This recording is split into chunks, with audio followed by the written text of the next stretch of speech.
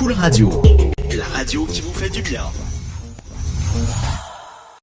L'invité que j'ai le plaisir de recevoir est né le 7 avril 1944. Il est officier, il est colonel, il est pour moi une légende comme dans le cœur de beaucoup d'hommes. J'ai grandi avec les films de Belmondo et dans mon esprit fantasque, il en est sa réplique dans le monde réel. Il est le fondateur et le premier commandant du prestigieux groupe d'intervention de la gendarmerie nationale, le fameux GIGN, créé en 74 et créé en 82 le groupe de sécurité de la présidence de la République, le GSPR. Christian Poutot, bonjour. Bonjour. Alors, avant qu'on ne se prête au jeu des questions, j'aimerais en fait que vous puissiez retracer votre parcours, votre background familial, votre parcours militaire et votre activité à l'heure actuelle. Je suis un fils d'officier de gendarmerie, moi, donc je suis en gros né et j'ai grandi dans une caserne de gendarmerie au hasard des affectations de mon papa. J'ai donc fréquenté différentes écoles. Un moment, mes parents étant en Corse, j'ai fait les enfants de troupe. Donc j'ai fait l'école militaire d'Autun, Oui. où mon père d'ailleurs avait déjà été officier. Et puis ensuite, j'ai préparé mon bac comme tout à chacun à l'époque, qui était un Votre bac. père, qu'on s'arrête juste faire un focus là-dessus, votre père a terminé colonel en fait, dans la gendarmerie, c'est ça? Oui, mon Oui. père a terminé colonel et en plus, il a développé un système qui a énormément compté dans la modernisation de la gendarmerie au niveau de la recherche judiciaire. Oui, Euh, l'ancêtre du Judex, me semble-t-il. Non. voilà, c'est l'ancêtre de Judex. Judex a été développé à partir de ProSam, qui était le système qu'avait développé mon père, qui était un système d'exploitation des données enregistrées par toutes les brigades sur toutes les affaires non résolues ou même résolues Oui. par microfiche. Voilà. D'accord, très bien. Et votre maman, elle faisait quoi dans la vie? Maman était maman à la maison, donc elle D'accord, s'occupait de ses enfants, dont moi, qui était l'aîné, et j'ai 2 sœurs. Voilà. d'accord, très bien. Je vous laisse continuer votre développement. Alors, donc, après ce passage pour essayer d'obtenir un bac sciences qui s'appelait à l'époque, euh, c'est pas, maintenant c'est plutôt l'alphabet, c'était S, C, mais T, avant, T, mais ouais. c'était Mathelem. Ah, bon, on Ouais. appelait ça Mathelem. Et puis, n'ayant pas été très brillant, j'ai décidé de m'engager. Après avoir tenté de m'inscrire dans une école qui était une école du cinéma, parce que j'avais un bon coup de crayon et ou j'avais envisagé de faire des décors de cinéma. Et puis, n'ayant pas eu un rapport au moment de mon entretien euh, très enthousiaste euh, avec le responsable de l'école qui était à Mhm. Boulogne. Mhm. J'ai traversé Paris, puisque j'étais de Boulogne, je suis allé à Vincennes, où il y avait le centre de recrutement des armées. Oui. Et l'officier instructeur, puisque je me suis décidé à ce moment-là de m'orienter vers une carrière militaire, mais dans le but de faire la gendarmerie. Donc c'était une vocation en fait, mais inspirée d'un atavisme familial aussi. Oui, je crois que sans m'en rendre compte, j'ai été imprégné, comme beaucoup de gens, de cet atavisme que l'on connaît dans toutes les professions. Hein. Oui. Mon grand-père aussi était gendarme, donc il y a quelque chose qui doit influer. Il doit rester, ouais. Et puis, cette déception sur cet entretien a fait que j'ai vu une grande affiche, il y avait engagez-vous, engagez-vous. Ouais. Donc, je me suis engagé dans l'armée. Vous êtes passé comme Le ça, en fait. 24 D'un août, coup, d'un seul, en fait, ouais. vous vous êtes dit, je Ah m'engage. oui, à la sortie de Boulogne. Mes Ah bon. parents s'attendaient à ce que je vienne leur dire que j'étais parti pour l'école du cinéma. Et puis, je suis venu leur dire qu'en fait, je venais de signer un contrat de 5 ans dans mon objectif de faire la gendarmerie. Voilà. Vous avez quand même une fibre, donc, à la base aussi artistique, en fait, puisque vous vous orientiez. Oui, parce que honnêtement, j'avais vraiment un bon coup de crayon. Ouais, Je faisais bien sûr un peu de musique, ouais, mais pas suffisamment pour envisager quoi que ce soit dans ce domaine. Non, mais c'est vraiment, si j'avais pas fait l'armée, ouais. le dessin, j'avais les capacités de faire quelque chose de ce coup de main que, que j'ai toujours eu d'ailleurs, que j'ai utilisé pendant des années pour d'abord en classe et puis ensuite en école militaire pour un petit peu me moquer de mes professeurs en les caricaturant D'accord. ou en relevant ce qui se fait souvent quand on est Les étudiant jeunes. ou élève, des bons mots de Oui. ces professeurs qui étaient des bons mots pour nous, peut-être pas forcément pour eux, et d'illustrer ces bons mots par un dessin D'accord. que je voulais humoristique. Vous Voilà. étiez un peu déjà turbulent, on va dire. Voilà. Oui, un peu atypique, voilà. Tout à fait Atypique. atypique. Ouais. Ouais. Et donc la suite par rapport à votre parcours? Eh bien, à ce moment-là, j'ai immédiatement l'officier orienteur qui, lorsque je me suis engagé, m'avait donné le parcours que je devais faire. Je devais passer par l'école des sous-officiers d'active, qui était Saint-Mexan, Mhm. dans le but de préparer le concours pour devenir officier, qui passait à cette école, à cette époque, par une école préparatoire qui s'appelle l'école militaire interarmes, dans le but de rejoindre ce qu'on appelle Saint-Cyr-Côte-Quidan. Donc il y a Ouais. deux grandes entrées, Vous étiez. Saint-Cyr qui est la grande école, Ouais. et Saint-Cyr-Côte-Quidan qui est l'école où les sous-officiers peuvent passer un concours pour devenir officier. Officier. Ouais.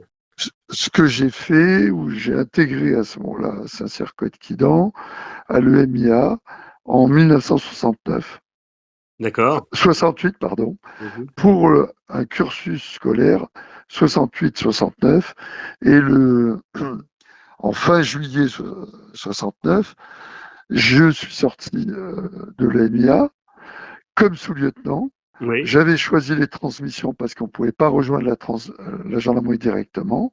Mhm. Mais j'ai passé le concours pendant 7 années où j'étais officier instructeur dans le cadre puisqu'il y avait le service national, Oui. de la formation des jeunes appelés. Oui. Et au bout de 7 années, j'ai réussi le concours pour rentrer à Melun. Donc j'ai quitté l'armée de terre, D'accord. Ouais. l'école des transmissions. Ça le fait. En soi, je l'ai quitté en 72, puisque j'ai oublié un petit détail, c'est qu'en sortant de Saint-Cyr, Côte-Quidan, Mhm. on faisait à nouveau un an d'école dans l'école de spécialité, quoi, d'application, comme Oui. vous avez le génie, le train, et puis les armes combattantes, Mhm. les armes mécaniques comme le- la cavalerie Et là. ou les armes, l'artillerie. Moi, j'avais choisi les transmissions parce que, un, je- j'étais plutôt orienté technique, mais deux, je savais que c'était une des écoles ou du moins une arme qui vous embêtait le moins quand vous aviez décidé d'aller en gendarmerie. À Voilà. ce moment précis, est-ce qu'on est donc 2 ans avant la création du GIGN, votre idée, est-ce que l'idée de créer déjà ce corps, en fait, enfin ce groupe, en fait, déjà naissait ou... Non, non, il est né lorsque je me suis retrouvé en école de gendarmerie Ouais. parce que il y avait eu deux affaires. Parce que donc j'étais en école de gendarmerie de 1971, année scolaire 71-72. Donc je suis rentré en septembre et j'en suis sorti en juillet. Il y avait eu euh, en 1969, ça m'avait impacté une prise d'otage Oui. complètement ratée par la gendarmerie qui s'appelait Cestas et qui malheureusement avait conduit au décès euh, des deux enfants otages parce que le père avait menacé si la gendarmerie intervenait, euh, parce qu'il s'était retranché avec ses enfants, menacé de tuer ses enfants. Mhm. Et la gendarmerie, comme l'aurait fait n'importe qui à l'époque, Mhm. avait considéré que Un père ne tue pas ses enfants. Ce genre Mhm. de certitude Ouais. qui malheureusement peut conduire à des drames, sans négociation et tout, Mhm. avec une intervention du type assaut militaire, Mhm. donc avec des sommations, rendez-vous, force doit rester à la loi, et Ouais. puis ensuite des half-tracks et tout. Et le temps que cette opération mal montée, plutôt violente, se produise, l'homme a mis sa menace à exécution, L'exécution. il a tué ses deux enfants, il s'est suicidé après. Ouais. Donc ça avait traumatisé bien évidemment toute la gendarmerie, mais moi aussi parce que étant à ce moment-là militaire, euh, sachant que mon père, qui était toujours en activité, m'en avait parlé, il m'avait dit combien il avait été À peu touché près. par cette affaire, Ouais. parce que c'était un de ses camarades de promotion qui commandait l'opération. Ouais. Et ensuite en 71, donc à ce moment-là, j'étais toujours intéressé par ce qui se passait en gendarmerie. Oui. Il y avait eu l'affaire dramatique Buffet Bontemps Ouais. à Clairvaux, dans une prison, où une assistante sociale et un gardien de prison avaient été pris en otage par Buffet et Bontemps qui avaient tenté avec un couteau qu'ils avaient fabriqué, Mhm. qui Il y avaient avait déjà tenté à l'époque d'obtenir. en fait des équipes de Non, négociation. non, non, non, il n'y avait pas des équipes. Non. On utilisait les escadrons Ouais. et un peu avec le schéma tactique dont se souvenait tout militaire de l'armée, puisque on n'était pas loin, même si c'est quelques années avant la fin de la Seconde Guerre mondiale, Oui.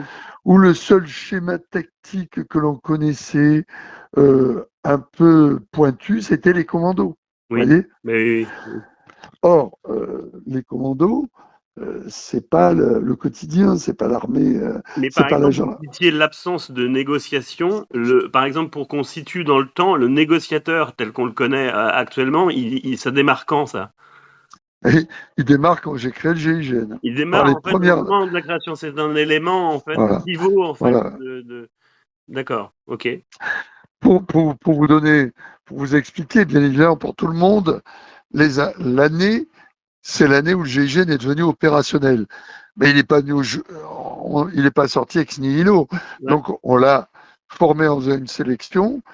À partir de ma date de nomination, j'ai été nommé le 24 août 1973 et j'ai sélectionné les premiers hommes et je les ai formés pendant 4 mois, ce qui peut paraître bien évidemment très court, Ouais, c'est vrai. mais qui à l'époque, pardon, Était était très long. très long. Hmm. Sortir des gens d'une formation normale, de leur travail normal, Ouais. euh, pour 4 mois, ça paraissait extrêmement long.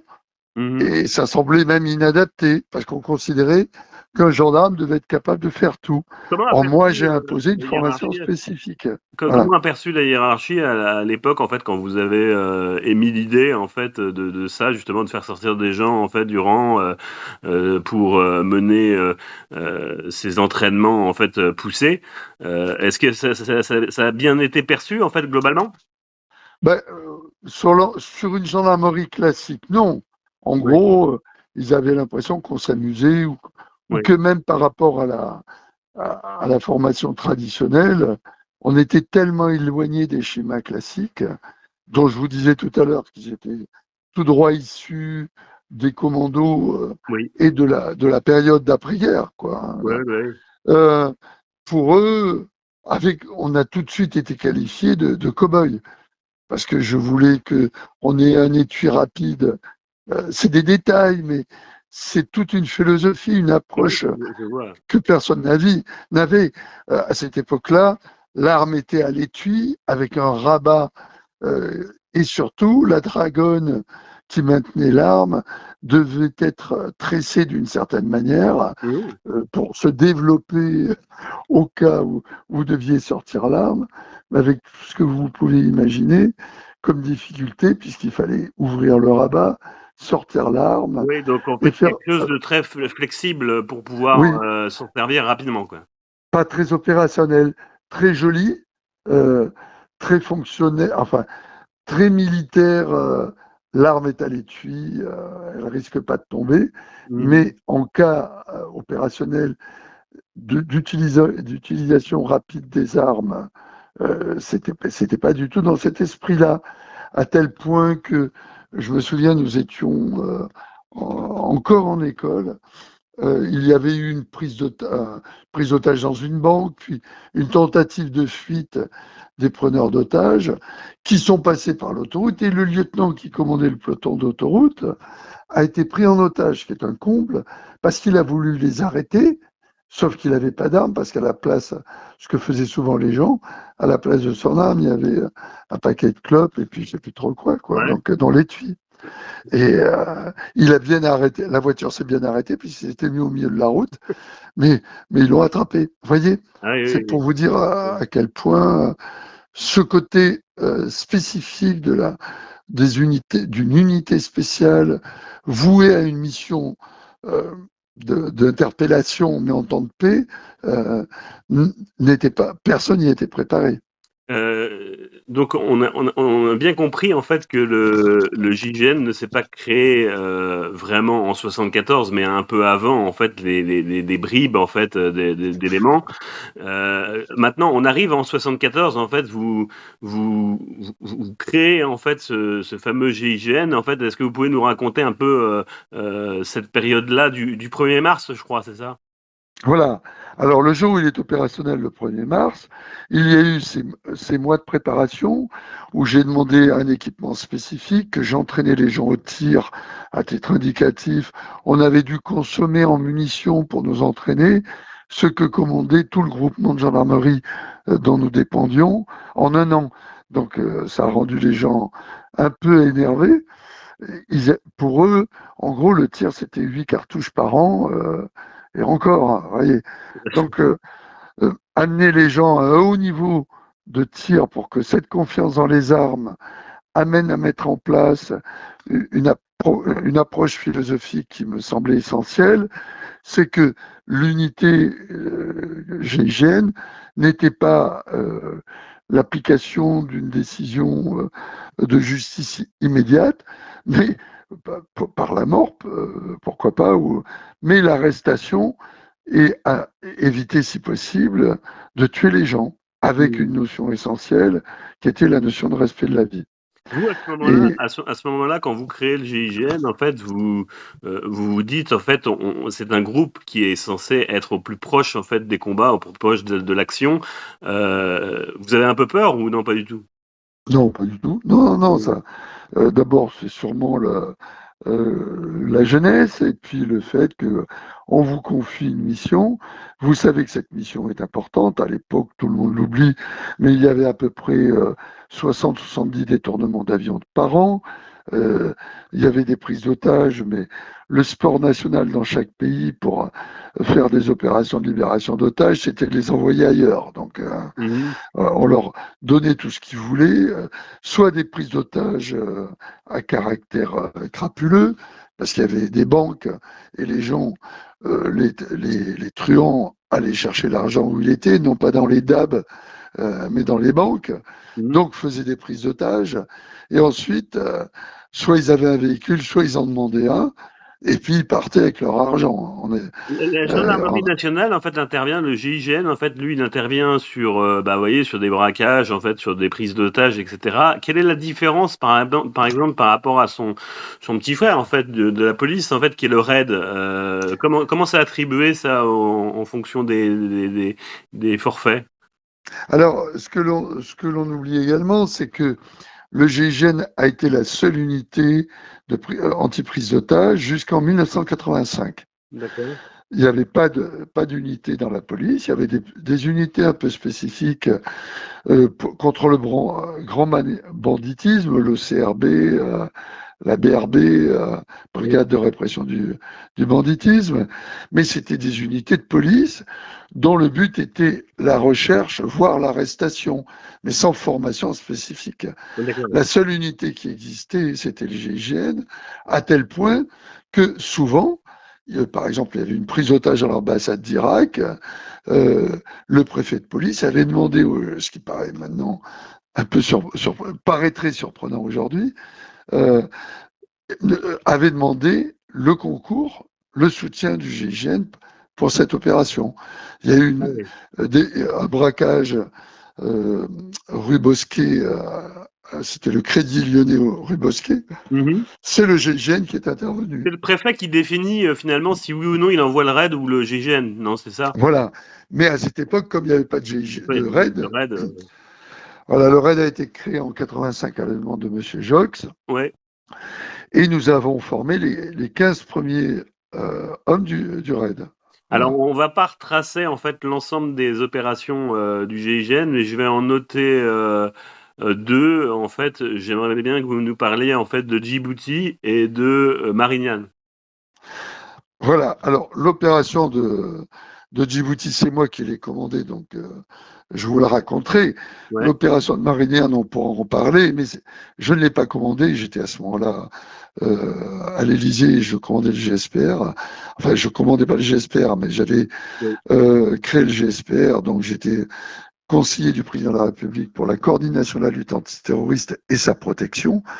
Donc, c'était le général Favier, capitaine à l'époque, qui a commandé l'opération de Marignane. Je pense que ça serait beaucoup mieux que vous demandiez, vous fassiez une autre émission avec Denis Favier. À mon avis, exactement. Il serait ravi de commander ça. Peut-être qu'il est préférable en fait que vous nous parliez par rapport à, donc de Djibouti et plus spécifiquement en fait sur le GSPR, en fait un événement, notamment la protection de Mazarine par exemple. Voilà, tout à fait. Donc Djibouti, c'est une opération qui a pu être faite parce que nous avions j'avais tiré avant de créer le GIGN, un enseignement de l'opération dramatique de la prise d'otage qui s'est déroulée aux Jeux Olympiques de Munich à minuit en septembre 72. Oui. J'étais jeune gendarme sorti de l'école de Melun, ce que j'évoquais tout à l'heure quand vous me posiez les questions sur ce parcours. Et nous avons vu en direct cette prise d'otage dramatique et surtout l'échec de la police allemande qui, pour vous donner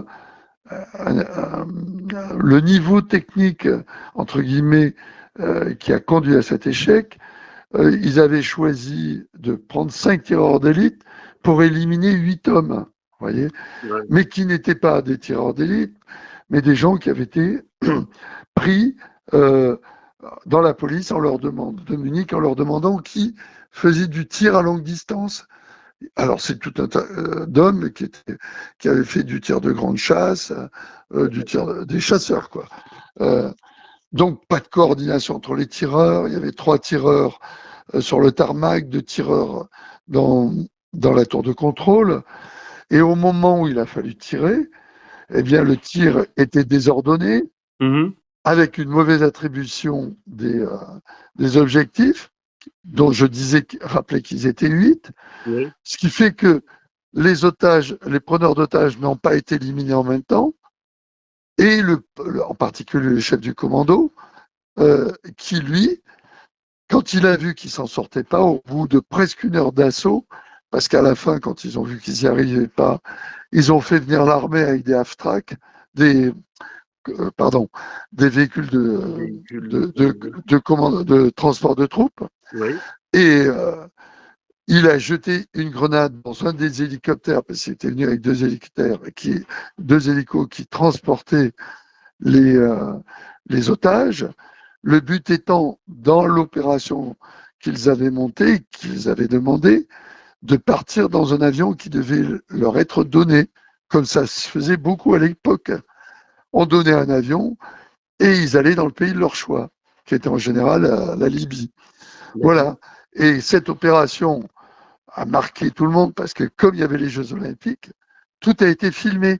Et je me suis dit, si demain, après le Cestas et Clairvaux, je me suis dit, la gendarmerie n'est pas préparée.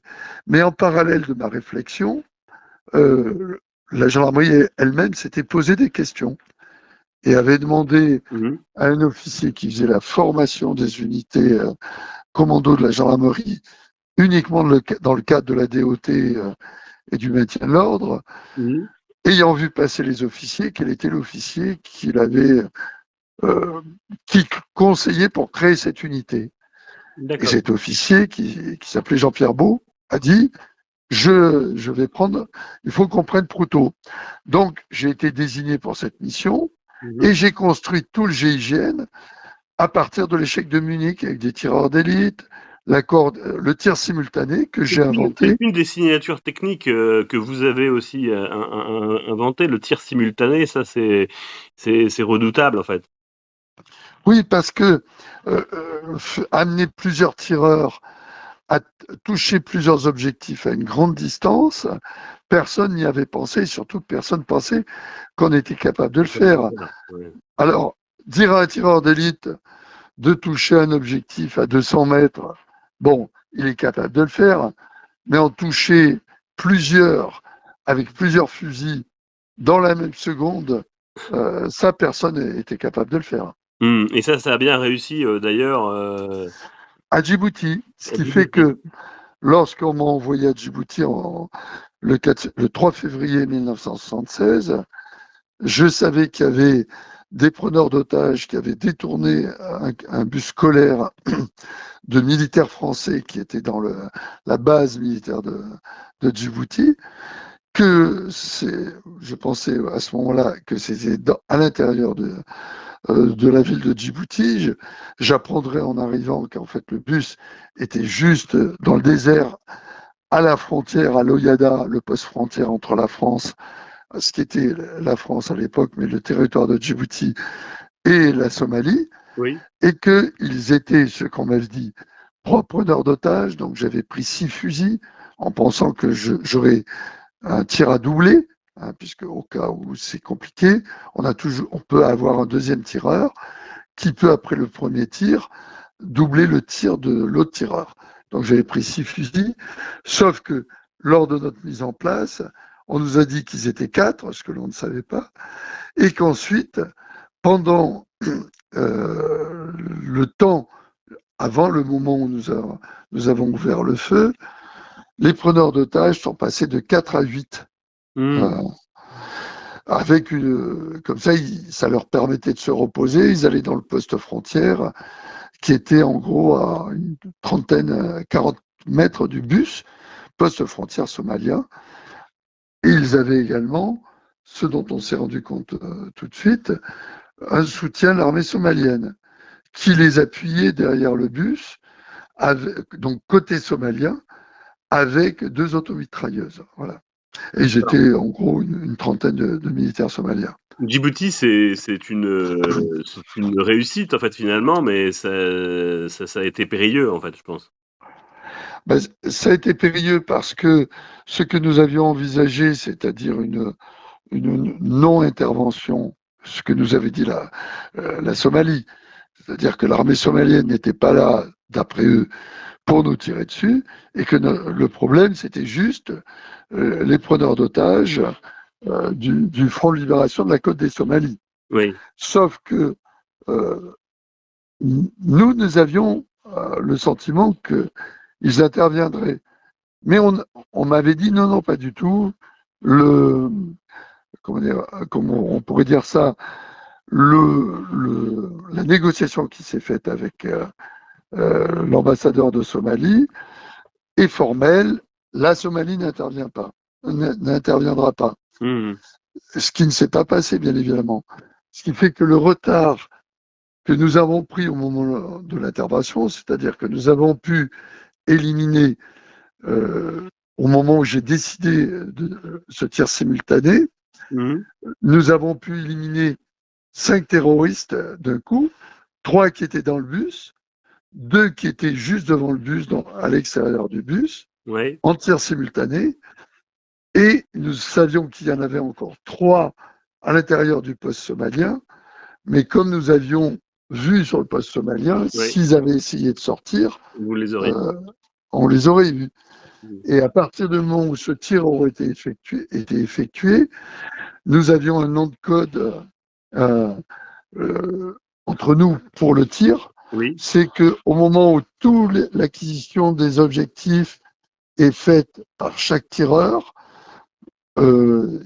chacun donne son code dans le désordre. Hein. 5 objectifs, 4, 3, Ouais. 5, 1. Moi, je dis 0.